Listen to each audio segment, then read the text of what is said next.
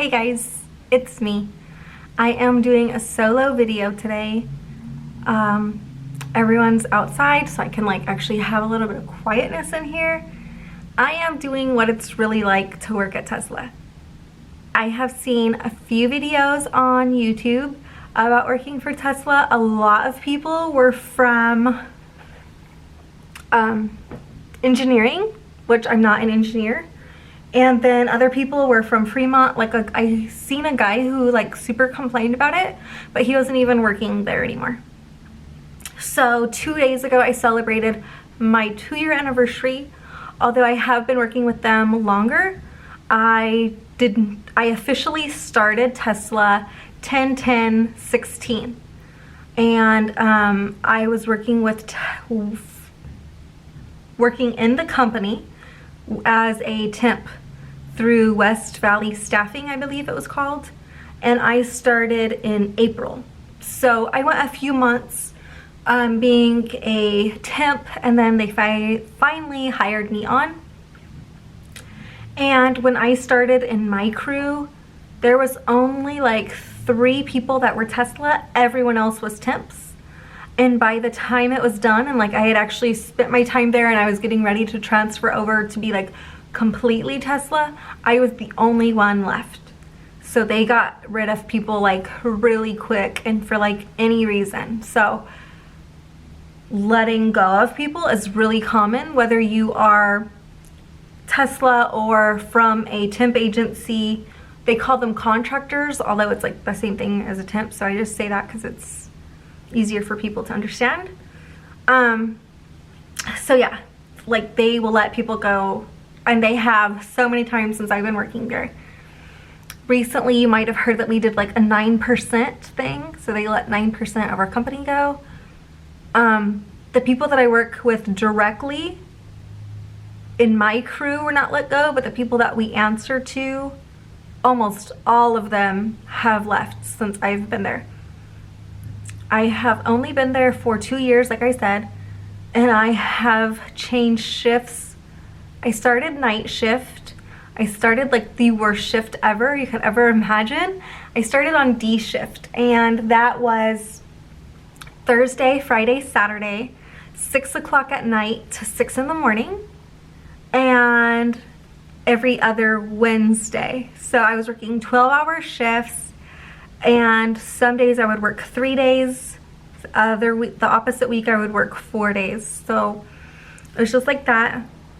Then I transferred to the opposite days, where I always started on Sunday, and every other Wednesday I would work as well. Same hours, same everything, just a new crew, new supervisor, new everything like that. And then I got a really, really huge promotion that I was expecting. I had already told myself, this is my job. I got this. They're gonna hire me. I already went in knowing that I had this job, and then, bam, I got it. So now I work day shift, and I've been there for a little bit over a year. I was there when they first opened this building. So I'm not in Fremont at all. I'm in a really small, I don't even know how to explain it, but I'm not in Fremont. I'm in a smaller city, and my whole area, every block of my area, has Tesla buildings in it, all throughout the whole block. I started at the main big building across the street from where I am now. I moved over, and I do plan on going to the other buildings as they grow and expand or whatever, because I want to be all about it as much as I can. I do want to say though, and I'm not trying to sound bad or whatever, that I do not need my job.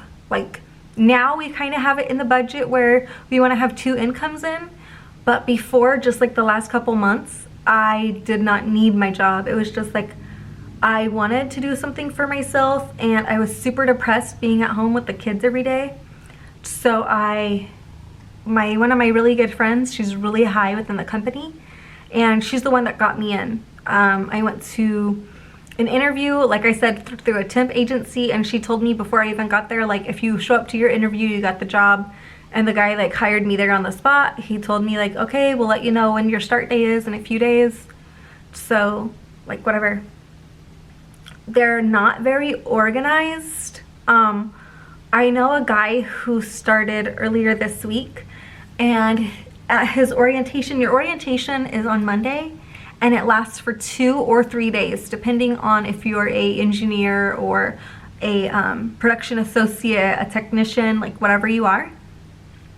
So he was in Fremont for orientation for 2 days, and after his orientation was done, they just said, okay, you start work tomorrow. Like, he didn't know his supervisor, he didn't know where to go, he didn't know what shift he would have, like he didn't know anything. So they're not very organized in what they're doing. A lot of the people that were organized and were putting things together got laid off in that 9% thing I was telling you guys about. So it's kind of really been a mess. We have these little books that you have to follow, and it says like all the procedures and why you do them, and it has like pictures of everything, which is so outdated. It's constantly outdated. They're trying to update it, but the girl that was always over there taking pictures and watching us do our processes, she got let go with that 9%. But just having it on books is really outdated anyways. I've talked to everyone on my team, I've talked to my supervisors, I've talked to people above them, like, wouldn't it be a lot smarter just to get a video tutorial of this and like put it on our website that only we can access from work, so you know the process and how to do it and what, you know, you're quality checking for and all the inspections. And they're just like, no, they don't want any videos, they don't want any videos. So it's like, but it would help out tremendously if they put a video and they showed you step by step what you're doing, what you're looking for, and they just put it on, you know, only the sites we can see anyways. But whatever. The best things about working at Tesla is that you can get promoted really easily as long as you're like a good part of your team, I guess you can say. Like, I've been there for less than 2 years. I got a huge promotion, and then the other day I also got leveled up, which was like a drastic change in pay, like $4 more in pay than I was before for doing like the same job, because you know, you're like upping the level. The bad things about working at Tesla is that like they're unorganized. It's all by supervisor. So like my supervisor is like, he's really cool. He's the best supervisor that I've had so far at Tesla. He's been my absolute favorite. But like, we're not allowed to take days off, no work, no pay. And there's other people in other departments, like people that work in my same building, that are always going on trips and stuff because they can do no work, no pay. So it's like whatever your supervisor says is what goes. So like, it's just kind of stupid, you know, that some people can like get away with things that other people can't. And also it makes it bad, like if your supervisor doesn't like you, he can fire you from like some really stupid, crazy reason when other people can do it and get away with it. So that's kind of weird. Our HR department and our HR practices are not the best. They're like a last resort type thing if you can't take care of something on your own. And if you like read the news or anything, you know like all the stuff they're going through themselves, so it's not a really good idea to go to them. Being a girl that works in like a mostly male dominated industry has its perks and its flaws. For me, I'm like one of the guys for the most part anyways. So I'm used to like locker room talk, and I'm used to working really hard and stuff anyways, because I always went to work with my dad when I was little, plastering houses, and like I'm just like that. Like that's just what I do anyways, working on cars and stuff. So for me it wasn't a big deal. For other people it has been. Sometimes you get treated better because you're a girl, like the older fashion guys will like help you out more, and other times you get treated worse. It kind of just depends on, like, you know, who you're working with or whatever that day. It is, for me and some of the people I know, it is really, really easy to move up at the beginning of your career. But after you get so high in your career, there's really nowhere else for you to go. So that's when people start going outside of Tesla and getting another job, just because there's nowhere else for them to go. Like, there's no more raises, there's no more anything. Like, you can apply for positions, but like you're not guaranteed anything, you know, and a lot of them sometimes are a pay cut anyways, so that's kind of sucky. They're always changing processes, so you can be doing something the same way for a year, and then they're like, oh, we're not doing this anymore, we're adding this and this, and then like another month later they'll change it again and again and again and again and again. So it's really hard if they move you to work at another spot, because like you're always moving, so you can learn every part of what you're doing. So after you move and you learn another spot, then they move you back later and bam, things are changed. So then you don't know it like you should, which is another reason why we should do the video thing. Tell Elon. Oh, another thing is Elon gets on Twitter and ruins your shares of stock. Like, ugh. I make okay money. I don't make like super good money, but I also don't make like super bad money. But everything that I do, I am rewarded shares of stock, like my reviews, my getting a promotion, anything like that, I'm rewarded some shares. And this guy will go on Twitter and just rant and rave and be all kinds of crazy, and my money just goes into nothing. Like, it's so sad. It really, really is, to just get an update on your phone and you see like how low the shares of stocks are some days. I'm not interested in selling my shares of stock anytime soon. I've never sold, so I'm like just, you know, holding out. But it's really sad to see that like a Twitter can affect it so much, and you would think like being the head of this, you would not want to hurt your people, but like he won't say anything bad on Twitter until it's time to sell your shares of stock, and then like 3 days into it, he's over there and your shares went down. And it's consistent. Like every time it's an open period to sell, he's always up there going nuts. But yeah, that is what it's like to work at Tesla. I have loved some of my days where I was like super excited to go to work that day, or like if I didn't have to go to work, I would still text the guys that I work with.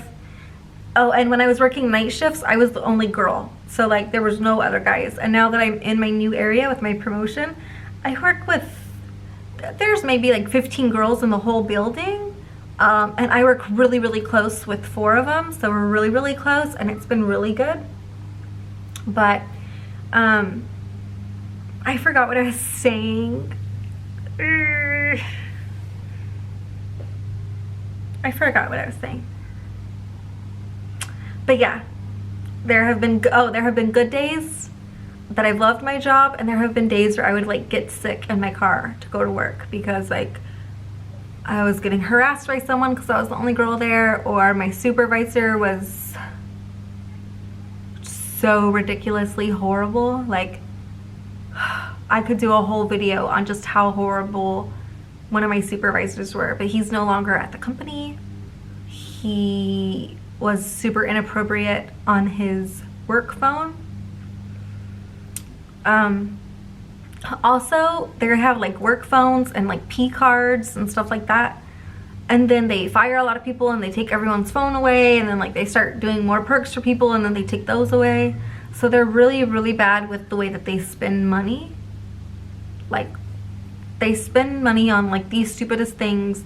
They'll spend all kinds of money on a machine that's supposed to be super great and grand and perfect, and then they never end up using the machine because no one can work with it, and all the engineers they hire can't fix it, and then it just sits there, and then they just get rid of it. So if we're not doing well, if we're not making money, and we're not doing what you want in the quarter, and we're not being as successful that quarter as you want us to, think about where you're spending your money, and what you're spending it on. I'm just in a little shop right now, but a lot of people that have come to us from the Gigafactory, and a lot of people from where I work went to the Gigafactory, and they're all like, it's such a mess. They're spending so much money on a robot that won't work and no one can fix it, and it just ends up getting moved to other people and no one knows what they're doing. So if you think that you're losing money within your company, just look at where you're spending your money on. You know, it's not hard. Just clean house. And not with the people that you have, just with the things that you're buying. Be smarter with your investments, because they're not good at their investments. So that's it.